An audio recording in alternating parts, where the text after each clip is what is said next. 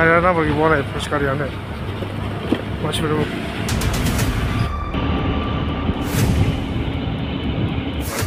पाब्लिकनिफ्राय जोङो मेसेज मोनदों दंफां दंफैयो होननानै जोंनो खबर हरदों बेनिखायनो जोङो बेंटल केम्प आरो खावला केम्प आरो जोंनि सान्तिपुर केम्प जथायै जों थांना नायबाय दंफाङा दंमारो बेखौनो जोङो नुनानै जोङो दा उथायना लाबोनाय जाबाय आरोखि ओरैनो दंफाङा बेसेबां एमाउन्टसोनि जानो हागौ बे दंफाङा एमाउन्टआ मथा मथि 1,10,000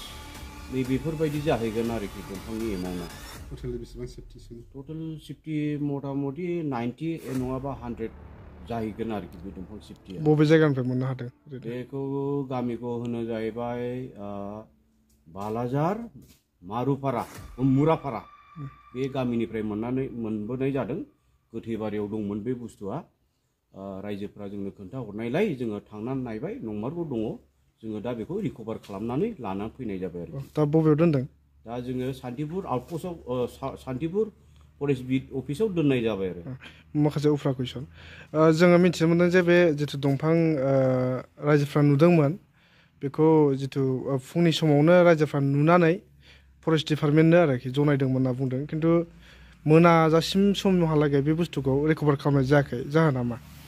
बेखौथ' जोंनो रावबो खबर हराखै गामिनियाबो जोंनो खबर हराखै जोङो मिथिदों मोनाबिलियाव मथा मथि 4:30 5टासोआवसो जों मिथिनाय जादों आरोखि ओमफ्राय जों मिथिनाय लोगो लोगो जों होसोलांनानै जों मोननायबो जादों मोननानै जों दा मालखौ जोङो उथायना लाबोबाय दा जों सान्तिपुर फरेस्ट बिट अफिसाव दोनफैनाय जाबाय आरो जायफोरा बै हाबाफारिखौ मावदों बा इनायै दंफां सिखाव खालामदों बिथांमोनखौ मिथिनो मोननाय जादों नामा दासिमलागै बिसोरखौथ' मिथिनाय जायाखै दाबो जोङो बिसोरखौ मिथिनाय जायोब्ला जोङो बिसोरखौ एक्सन लागोन आरो जोङो नागिरगोनबो जोङो सोंगोन स्रोद मिथिनाय जायोबा जों एक्सन लानाय जागोन थारैनो नोंथांमोना बे दंफां लाबोनायखौ लकेलनि ना बबेबा बाहेरानिफ्राय हादों नङाबा साप्लाय खालामदों होनना सानो बे बुस्थुआथ' जोंनि लकेलनि दंफां नङा बियो लावफानि हाग्रा एरियानिसो बे दंफाङा जों दंफांफोरखौ नायबानो सिनायो बे बुस्थुआ लावफानिनि ट्रेक्टरजों लाबोनानै आंनि सासपेक्टआव स्टक दोनदोंमोन आरोखि रायजोफ्रा ओनसोलनिफ्रा बेहा बुंसोगारदों सोरबा ट्रेक्टर गंसेल' नङा गारि गंसेल' नङा गारि गिदिरजोंनो माखासे मोनाबिलि समाव सोरांसि समाव हमनानै लांदों थिखांना लांदों होननानै बुंदों आरोखि बेनि बेलायाव माबायदि सैथो बे नङा फल्स गारि गिदिर हाबोब्ला साखा गिदिर आगान नुखायो आरो जेरावहाय दोनहैदों हाया गुरै गोदोखायो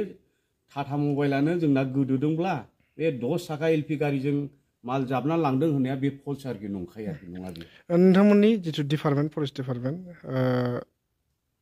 गोख्रोङै हाबा मावसेयावबो माब्ला समाव साइकेलजों दंफां बोनाय माब्लाबा समावहाय गारिजों दंफां बोनाय बे ओनसोलफोराव सोलिबाय थानायखौ रायजोफ्रा नुदों होनना बुंबाय थादों नोंथांमोना माबायदि थारैनो डिउटि खालामदों जोंथ' डिउटि खालामो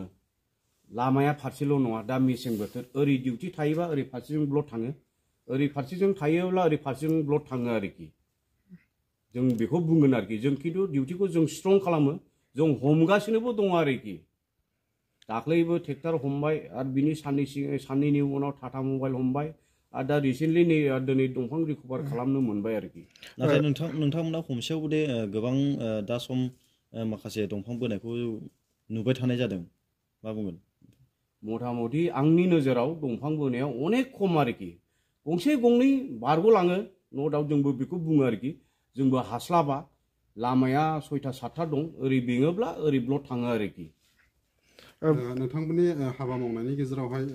जेनेबा जिखिनि मानसिफोर दङ बेनि गेजेराव थारैनो मावग्राफ्रा एसेसो खमनि बिबांनि जादों नामा मानसि अनेक खम जादों 100आव मथा मथि 70-80% खम जादों आरोखि दा मावग्राफ्रा